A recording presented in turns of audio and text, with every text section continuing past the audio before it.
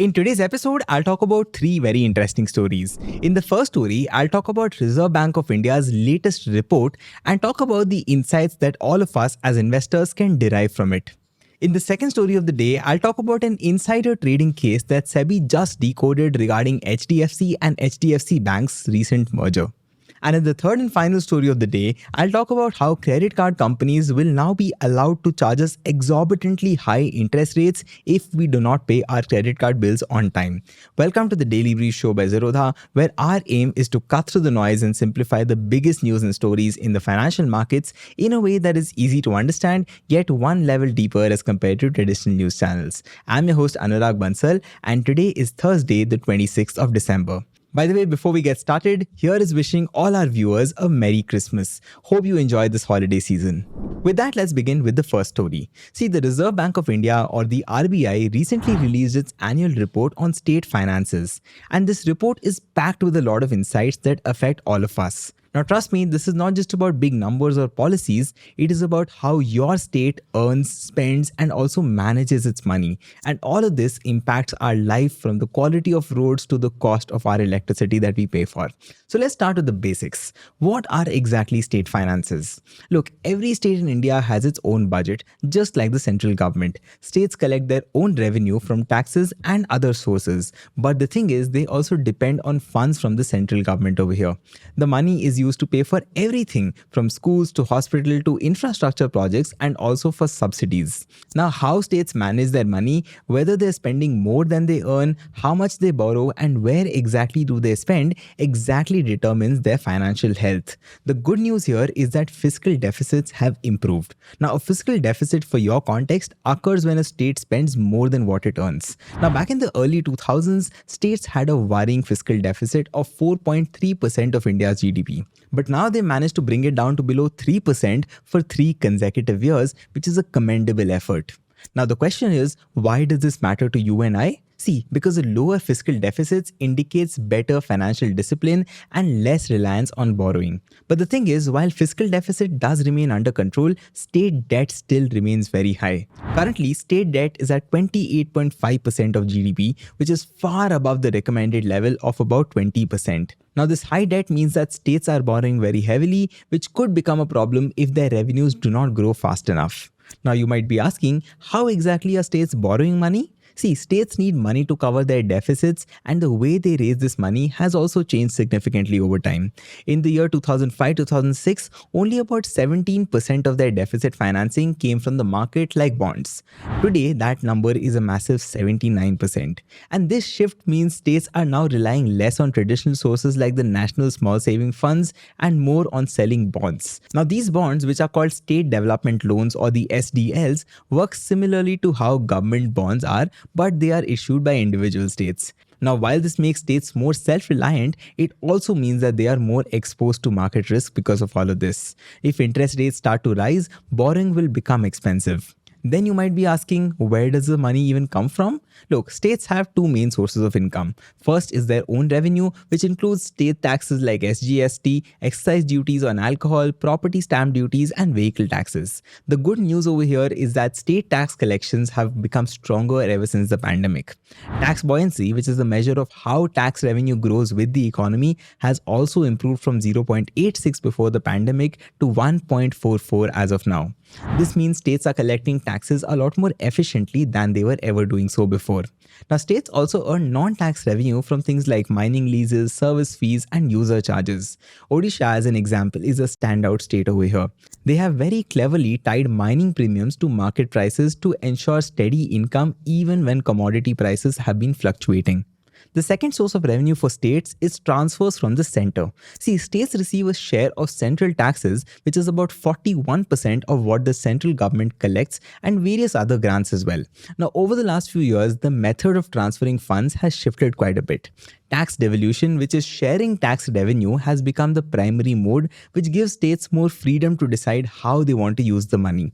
GST, which was introduced in the year 2017, has also to an extent been a game changer. It has reduced the gap between high tax and low tax states, which has made revenue collection a more balanced exercise across the entire country.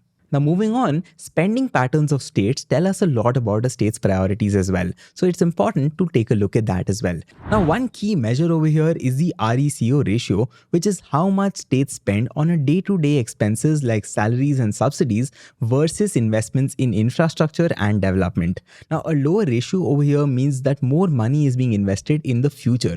Now, while the average RECO ratio has improved from 6.3 in 2021-22 to 5.2 now, some states are still spending 10 times more on daily expenses than on future investments. And here is where things get a little bit tricky. See, many states are offering freebies and subsidies, which means they're offering things from loan waivers, free electricity, and even cash transfers directly. Now, while they definitely provide a lot of immediate relief to the people involved, they significantly strain states' finances, and they usually come at a cost of crucial development spending. Now, moving on, let's also talk about challenges in some key sectors, starting with the power sector, which is the DISCOMs.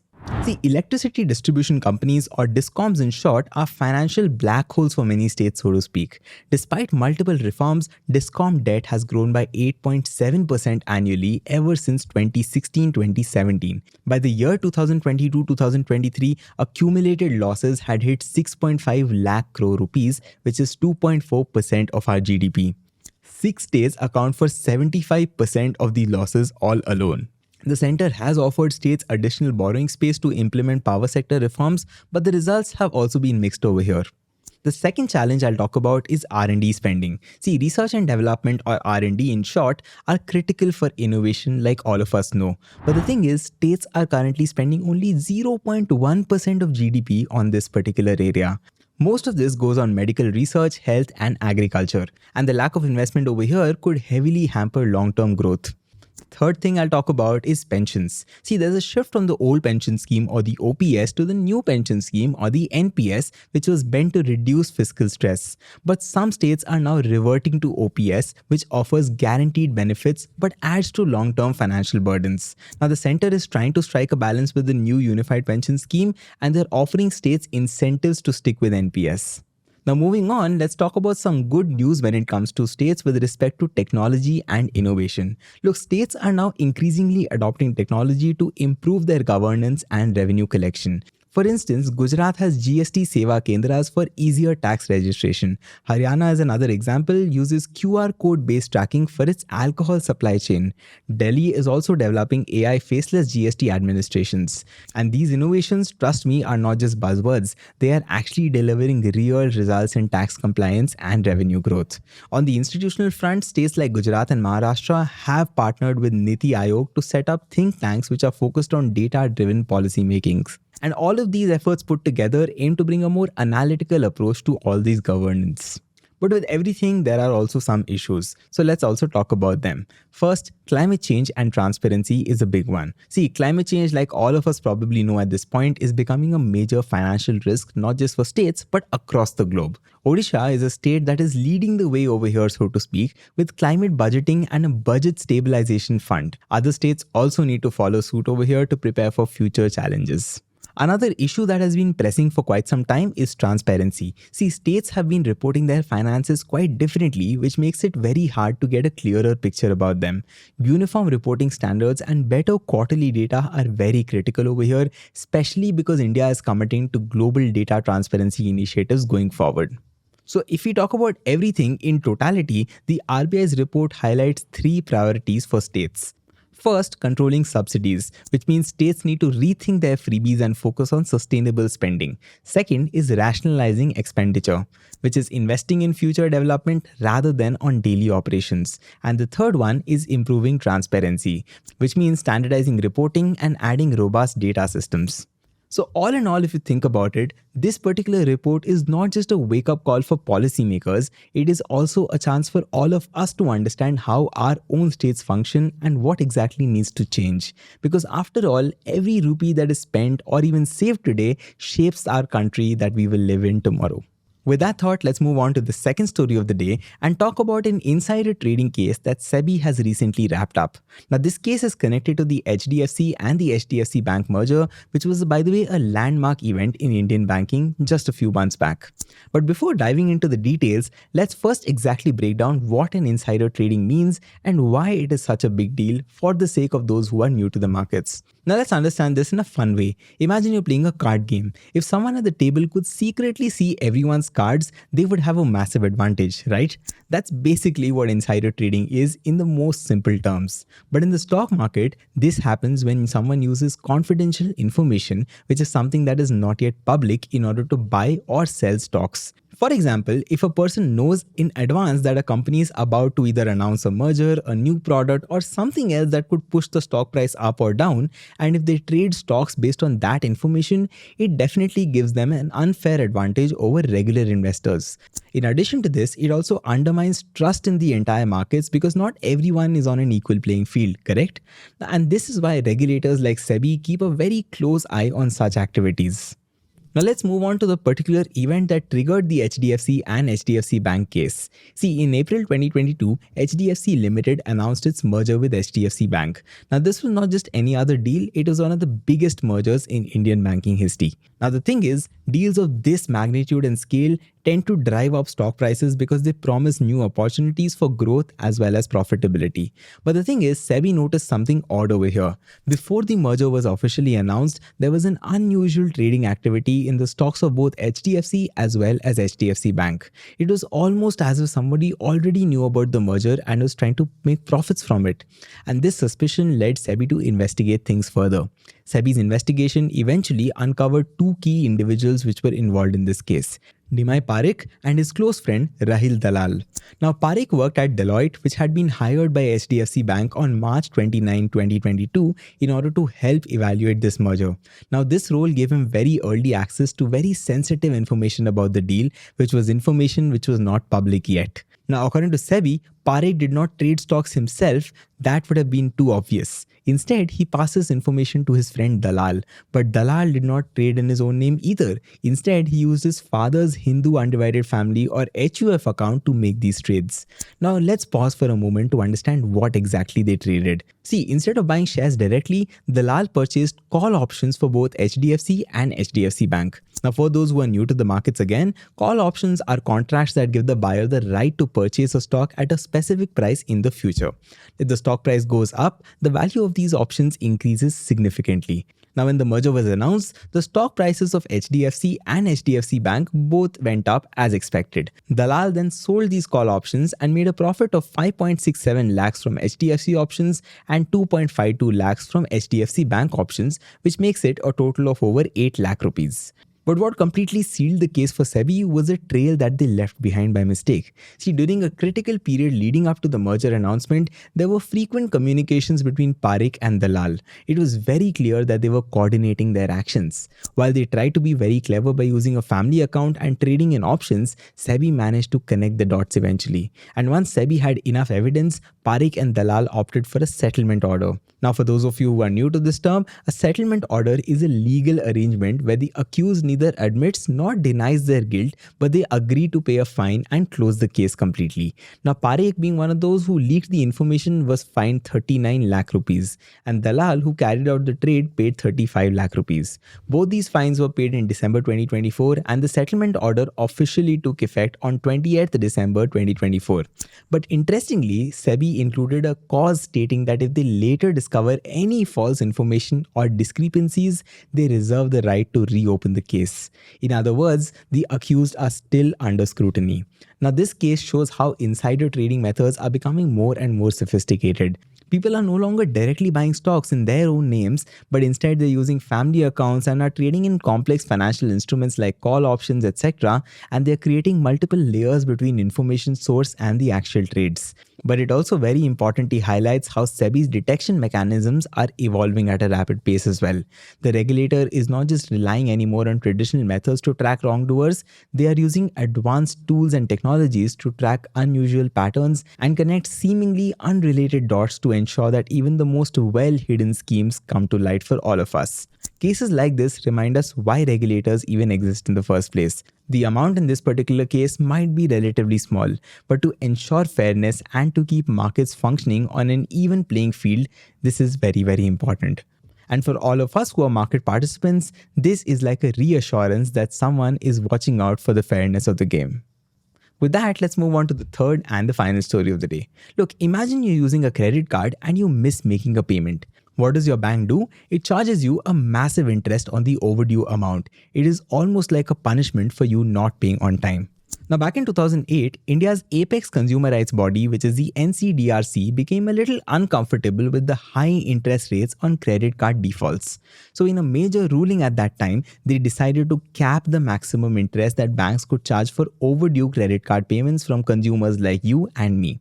But recently, on 20th December 2024, the Supreme Court of India set aside this ruling. And by doing so, they effectively removed this interest rate cap on credit card defaults. Now, this is a big deal because it changes the dynamics of the credit card industry in India. Banks now have a lot more room to charge interest in cases of payment defaults. And as people who care about money in general and also track the markets around us, it is very important for all of us to dig into what exactly is happening here. Let me start with the background first. See, back in 2008, like I mentioned, a consumer rights trust had gone to the National Consumer Dispute Redressal Commission, or the NCDRC. The aim was very simple. They wanted to fight the entire credit card industry.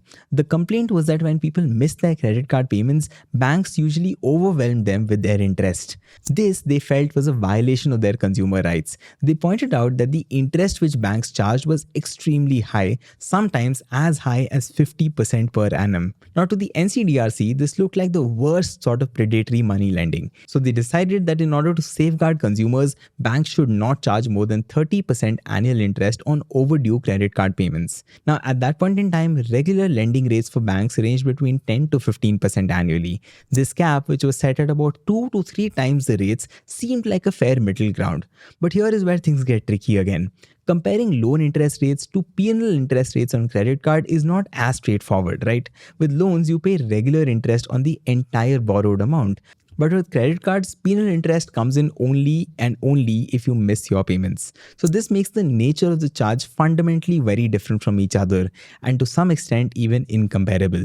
Now back to the Supreme Court, this whole thing for them was not quite a question of consumer rights at all. Instead, it was one about how payment products should be structured in the first place. There is another body that is a lot more qualified to make these decisions, which is the RBI, or the Reserve Bank of India. That is why the Supreme Court set aside NCDRC's ruling, and as a result of this, banks now can set their own interest rates for overdue credit card payments based on market conditions, customer profiles, etc., unless of course the RBI comes into the picture. Now, from a rational perspective, this decision seems quite fair because after all, consumer rights protect people from businesses which are trying to exploit them. If banks are clearly telling you, and that too in advance, that they will charge high penalty rates if you don't pay them back on time, it does not necessarily seem unreasonable, right? And if that is a bad way to run a financial product in any way, the RBI ideally should step in. But from a consumer's point of view, there is also a flip side to this. Interest payments on defaults could now rise pretty significantly. According to the RBI, India currently has around 500 crore rupees in overdue credit card dues. With these changes, the interest on this particular 500 crore rupee amount could increase by another 80 to 100 crores, or even more in some cases. And while this figure might sound a little small in isolation, know that there are only about 10 crore credit cards in circulation across the entire country right now. So the effective jump in interest figures could be pretty significant for individual cardholders. So put it very simply, the people who are already struggling to pay their credit card bills might see their debt burden increase quite sharply, which could trap them in a vicious cycle of debt.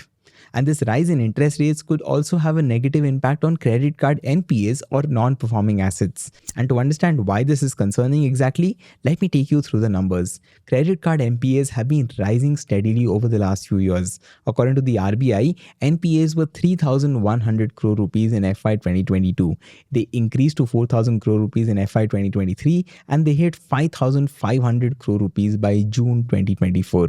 Now, if people find it even harder to pay off these credit card bills because of higher interest rates, this problem could get even more worse. So in the end, the question is, what does this mean for you as a credit card user? Look, If you don't have much experience using credit cards, let me give you 3 basic but very important tips to keep in mind. First, always pay your credit card bills on time. Second, be very aware of the interest rates and all the conditions associated with your credit card before you start using it. And third, use your credit card for expenses that you can repay easily in order to avoid falling into a debt trap. Because credit cards can be an excellent financial tool when it is used wisely, but they can turn dangerous very quickly if it is not used wisely. So please be very careful. And on that note, let's move on to the final section of the day and talk about the quick news tidbits. First, Jio lost 3.76 million users in October 2024, making its fourth straight month of decline. Since June, it has shed 16.48 million users, which is a 3.45% drop in its subscriber base. In contrast, Airtel has added 1.92 million users in the month of October, which has recovered from a slump caused by July's tariff hike. Vodafone Idea, by the way, also lost 1.97 million users during the same time period, but they still fared a little better than Jio. The second tidbit for the day is that Vari Energies is investing heavily in India's renewable energy sector. Key initiatives include 551 crore rupees for a 300 megawatt electrolyzer plant, 2073 crore rupees for a 3.5 gigawatt hour lithium ion battery plant, and 130 crore rupees to expand its inverter business, all of them leveraging the PLI or the Production Linked Incentive Scheme. Third and the final one for the day is that Honda and Nissan will merge under a joint holding company by August 2026. Over here, Honda will lead the governance. Honda's 1.1 trillion yen, which is about $7 billion share buyback, highlights its financial strength, while Nissan is aiming to recover from a 70% profit drop. This merger, which also includes Mitsubishi Motors, is targeting a 3 trillion yen in operating profits through economies of scale and shared resources. That's all the news and stories I have for you today. I hope you enjoyed the episode and maybe learned something new today. This is your host Anurag Bansal signing off. I will see you in the next episode. Take care and goodbye. Disclaimer: this content is for informational purposes only. None of the stocks, brands, or products mentioned are recommendations or endorsements.